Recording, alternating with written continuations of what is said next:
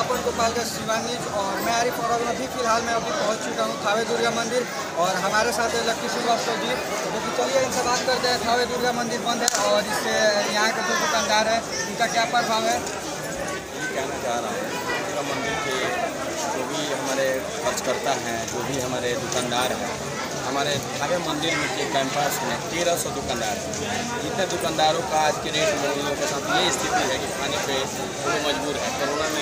Corona के साथ में सारे लोग एकदम परेशान हैं कोरोना के लेके। और आज इस समय का इंतज़ार किया गया कि नवरात्रि का पहला दिन है और नवरात्रि में सब लोग ये चाहते थे कि कुछ अच्छा हो। तो सब लोग इंतज़ार कर रहे थे कि कुछ लोग पैसे कमाएंगे, उनके घर का खेती गृहस्थी हर चीज़ अपना चलता है, शादी ब्याह इससे खाते हैं सब लोग, उनका रोजी रोटी यही है।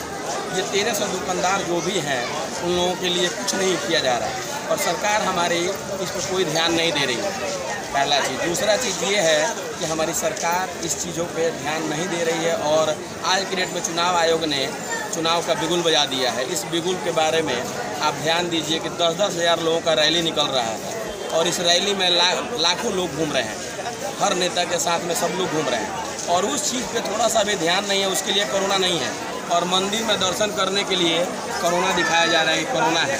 आप बताइए कि नेताओं के साथ में इलेक्शन में अगर वोटिंग होगा उस दिन लोग जाएंगे तो कोरोना नहीं होगा, उस दिन भी तो कोरोना हो सकता है।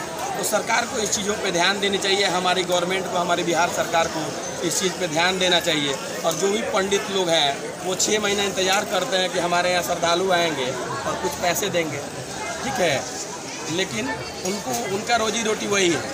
और कम से कम यहाँ पे 200-300 पंडित जो हैं उनका रोजी रोटी इसी से चलता है। जो दुकानदार हैं 1300 के करीब में दुकानदार हैं हमारे अपने यहाँ पे और 1300 दुकानदारों का रोजी रोटी इसी से चलता है।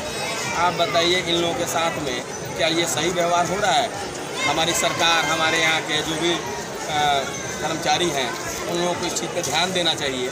और रोजी कम से कम किसी का रोजी तो हम नहीं मार सकते हैं, जो लोग यहाँ पे हैं उनकी रोजी के साथ में ये खिलवाड़ नहीं होना चाहिए। और मंदिर में जो भी आप गेट भी बंद है, कम से कम अंदर वाला गेट खुला रहता तो बाहर से मंदिर को देख सकते थे और दर्शन कर सकते थे। तो आप लागू कर देते हैं कि मंदिर बंद रहेगा और रैली में लाखों लोग घूम रहे हैं, उसके लिए कोई नियम नहीं है, उसके लिए कोई कानून नहीं है।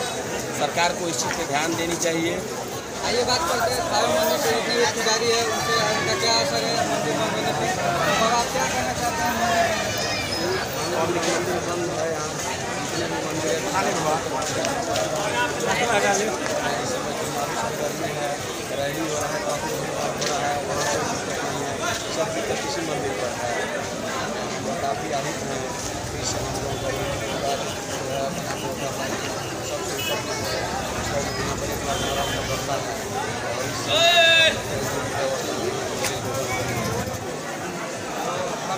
यहाँ थावे दुर्गा मंदिर के पास जितने श्रद्धालु है पुजारी उनसे बात की है और इनका कहना है कि मंदिर को खुलाया जाए और जितना इलेक्शन हो रहा है इलेक्शन में भीड़ भाड़ चल रहा है, वहाँ पर कोरोना नहीं फैल रहा है और मंदिर खुला कोरोना करना चाहते हैं कि प्रशासन जितना जल्द से जल्द मंदिर को खुलवाए और जो भी हमारे श्रद्धालु कुछ गोरखपुर से कुछ हर जगह से लोग आ रहे हैं दर्शन करने के लिए, तो इस पर सरकार अगर निर्णय ले और इससे हमारे बहुत सारे जितने भी दुकानदार हैं और सारे हमारे पंडित जी लोग हैं उनको बहुत दिक्कत हो रहा है, सारे श्रद्धालुओं को दिक्कत हो रहा है। तो हमारी सरकार को इस पर निर्णय लेना चाहिए कि चुनाव आयोग इलेक्शन करा सकता है जहाँ 10,000 लोग लाइन में लग के भाषण दे सकते हैं, पब्लिक को बुला सकते हैं।